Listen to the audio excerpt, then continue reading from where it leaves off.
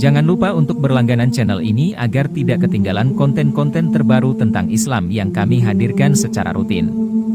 Kami berharap bahwa channel Pecinta Ilmu dapat menjadi sumber inspirasi dan pengetahuan yang bermanfaat bagi Anda semua dalam menemukan kedamaian, kebijaksanaan, dan kesuksesan spiritual. Terima kasih telah bergabung dengan kami di channel Pecinta Ilmu. Mari bersama-sama menuntut ilmu dan memperdalam pemahaman agama Islam. Selamat menikmati perjalanan spiritual kita. Urip ojo kagen mikir, tapi dikir. Ibu-ibu siap? Siap apa?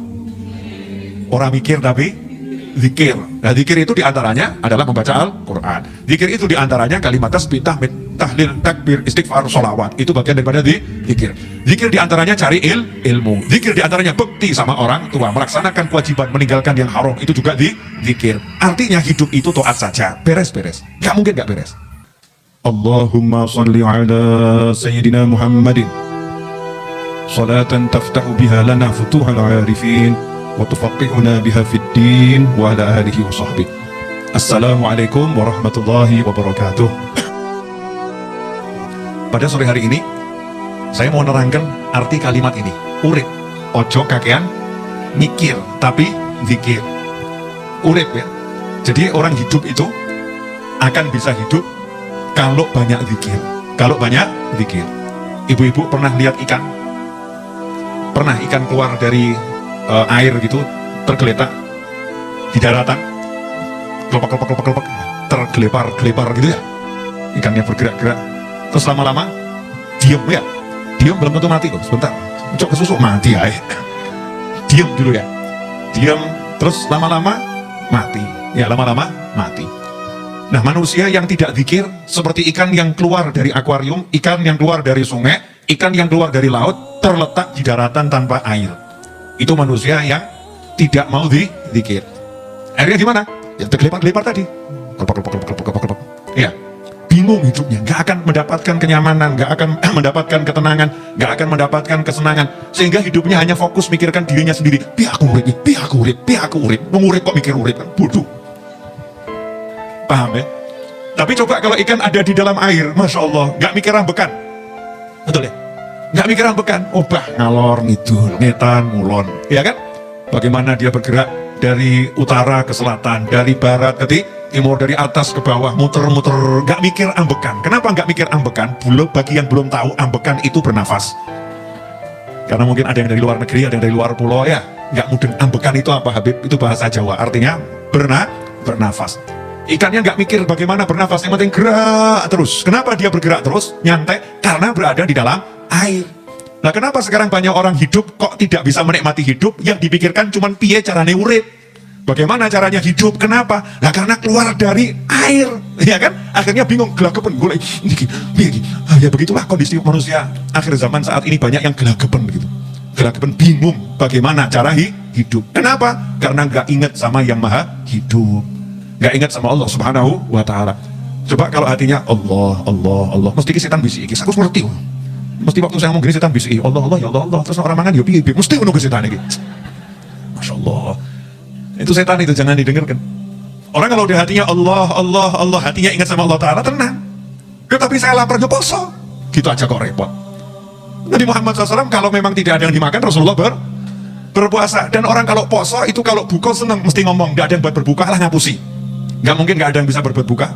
Banyak yang bisa digunakan untuk berbuka. Alal aqal minimal minum air, betul ya? Indonesia turah-turah banyu, Indonesia turah-turah air. Dan sesusah-susahnya hidup di negara kita, alhamdulillah tidak susah. Masya Allah, datang saja ke pengajian Majlis Ar-Raudhah mesti untuk roti. Betul kan ya? Sesusah-susahnya hidup di negara kita, yang ngaku susah-susah itu ya, pergi ke pengajiannya habaib kiai, di situ dapat makan. Jumat malam Sabtu, roti, air, kopi, nasi bungkus, Masya Allah. Ya kalau keduman gak keduman, nasib. Namanya belum rezeki. Tapi kan banyak yang seperti itu. Di mana-mana itu orang pada bagi makan. Kalau sampai kelaparan, mungkin kitanya nggak mau obah, kitanya nggak mau bergerak, kitanya kurang ingat sama Allah Subhanahu wa Ta'ala. Nah, kenapa saya ngomong seperti ini? Untuk nyadarkan diri saya sendiri. Pokoknya kalau mau senang, mau tenang, ya masuk ke dalam air kalau jadi ikan. Kalau manusia yang bergerak di daratan, maksudnya hiduplah sebagaimana kamu harus hidup. Nah, kalau jadi manusia itu hidupnya apa? Wa ma khalaqtul jinna wal insa illa liya'budun. Tidak aku ciptakan jin dan manusia kecuali untuk beribadah, ngabdi sama aku, bukan yang lain. Jenengan diciptakan untuk sholat, diciptakan untuk puasa, diciptakan untuk baca Al-Quran, diciptakan untuk zikir Allah, Allah, Allah, la ilaha illallah, Muhammadur Rasulullah, Allahumma salli ala Sayyidina Muhammadin wa ala alihi wa sahbihi wa sallim. Ya Rabbana, Ya Allah, Ya Rahman, Ya Rahim, Ya Malik, Ya Kudus. Zikir apapun itu, astagfirullah. Disuruh itu hidup. Istighfar, zikir, baca Al-Quran, sholat, nikmatnya luar biasa. Nanti ujuk-ujuk tak jamin mati-mati. Ujuk-ujuk mati. Betul kan ya? Tahu-tahu meninggal dunia, nggak kroso, tahu-tahu pindah ke alam lain. Ya itulah hidup. Jangan sampai waktu kita habis buat cari duit, obah saja. Makanya saya obah nyantai. Pengen tutulan kaos, pengen tutulan kopi. Yang penting obah. Hasilnya bagaimana, Beb? Orang urus. Hasil it's not my problem. Ya, bukan urusan saya. Hasil itu adalah bagian dari bagian yang Allah berikan. Allah yang membagi. Hamba itu tugasnya jaluk Allahumma, Allahumma, Allahumma, Allahumma. Dapatnya berapa? Itu urusannya Allah subhanahu wa ta'ala. Tapi kalau minta sama Allah kan senang. Ngatain loh mbak, sekedap. Jangan mungkin menawi rati bingung. Menawi anjing. Ya, maybe you are, or maybe. Ya, tiba aku keliru mandek gue. Ya, begini. Nanya ya, pernah jatuh cinta? Jadi sekarang gak jatuh cinta lagi. Ya maksudnya pernah jatuh cinta tuh mungkin pas cinta-cinta gitu ya. Orang kalau jatuh cinta itu minta sama kekasihnya, minta saja, dikasih gak dikasih. Jaluk tuh ngomong rasanya penak apa gak penak? Asik kan? Iya, rujak ya. Awan-awan kayak ini panas, jaluk rujak. Please, rujak ya. Pernah gak begitu? Berarti kalau gak pernah ya kebangetan.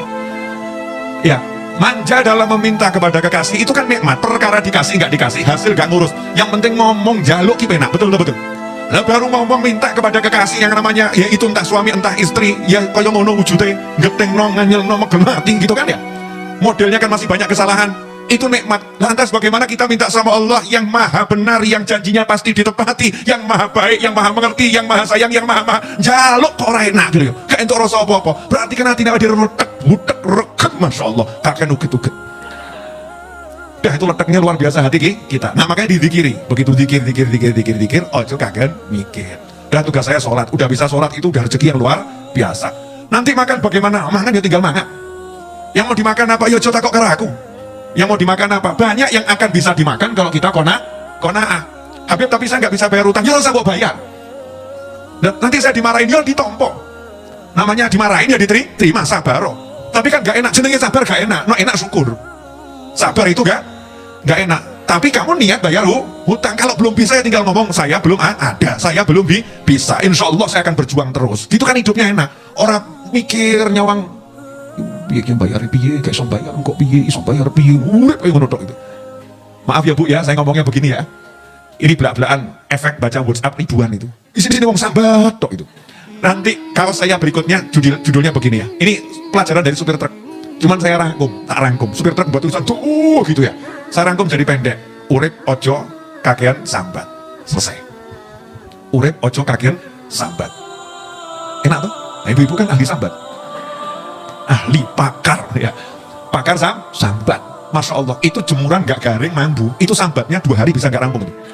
Sumpah kesel-kesel ya ngono. Orang lirat jemur no. Jemur wengi-wengi ngono ki ora dilebokno basah meneh mambu ngene iki piye rugi masyaallah 2 hari sambatnya hadir orangnya. Nah itu semua gara-gara apa ini loh, kurang zikir, kakek mikir. Tapi kalau zikir terus masyaallah nikmatnya luar biasa, nyantai kayak Bu Seha walafiah masyaallah. Mau bangun tempat untuk ngaji ya butuhnya 600 juta gak duit nekat loh ya kan nekat nyantai terus sak kecekele sak intui insyaallah yo rampung tenang saja. Ya tenang saja. Mau begini, mau begitu. Orang kalau sudah hidupnya zikir itu, ya gak kakek mikir. Gak kakek mikir bukan berarti gak usaha loh ya, jangan salah. Kenapa sampai saya contohkan? Kadang saya ya rodok pegel sama yang belajar itu, kemudian, oh gitu ya Bib ya. Jadi gak usah dipikir ya Bib. Ya udah Bib, saya tinggal di rumah ngawur. Gak usah dipikir itu maksudnya, gak usah dibawa ke pikiran. Makanya saya sampai contohkan, ya umur 45 saya contohkan. Contohkan apa? Produksi kopi. Contohkan buat kaos. Sampai anak-anak rodok nanya Bib, buat kaos, kabeh tak dol, no perlu kamu tak dol bareng. Paham maksud saya enggak? Saya mau menunjukkan ayo obah gitu, obah mama. Jangan beralasan dengan COVID ini 19 kondisi ekonomi anjlok, masya Allah.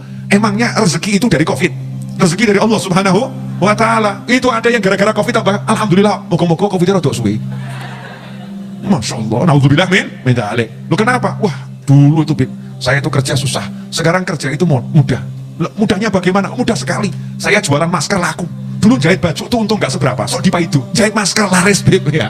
Tapi ya nggak cuma ngono enggak lo ya. Tapi dalam hatinya, alhamdulillah, COVID membawa berkah. Masya Allah. Lo ada yang begitu, penyakitnya nggak suka, rezekinya suka. Ada nggak yang begitu? Ada. Masa nggak syukur? Kan harus syukur, walaupun wujudnya nggak enak. Contoh Bu, ada tetangga jenengan jarak 200 meter rumahnya kebakar. Itu enak nggak buat tetangganya? Nggak enak. Jenengan toko material, seminggu kemudian dia bangun, kulaan sama jenengan. Jenengan bilang apa? Lorok kurang ajar toh. Alhamdulillah, namanya kobong, rezeki gua aku. Ya, tapi ya jangan ngomong begitu kan ya. Tapi dalam hati kan bersyukur, walaupun dalam susah Allah kasih rezeki, maksud saya di situ.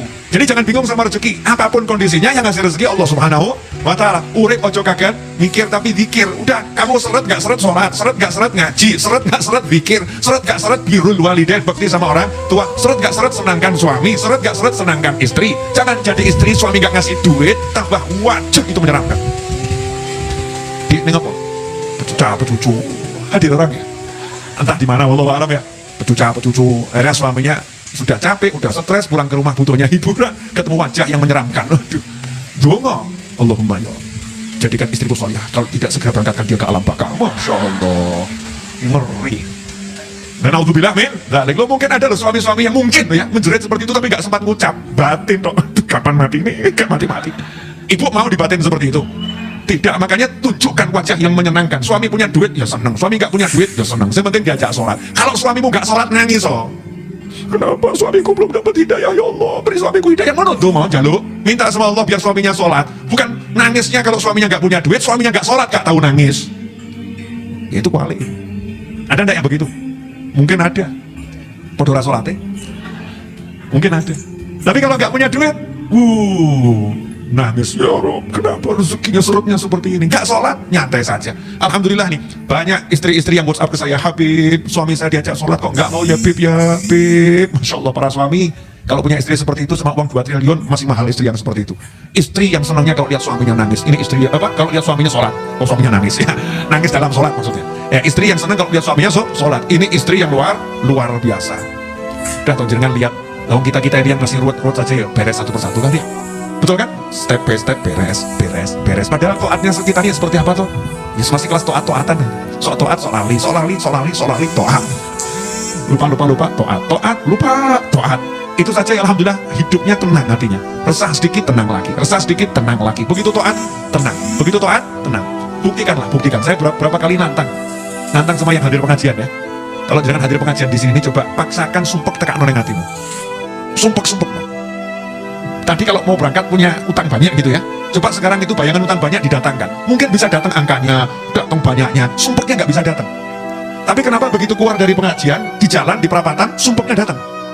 Kelingan dikit, sumpeknya datang. Itu bukti kalau orang zikir itu hatinya tenang. Itu bukti kalau cari ilmu itu mendatangkan benteng untuk hati, sehingga yang sumpek nggak bisa masuk. Makanya kalau pengen tenang, ojo kaget mikir. Ngaten loh, penyebab sumpek itu apa?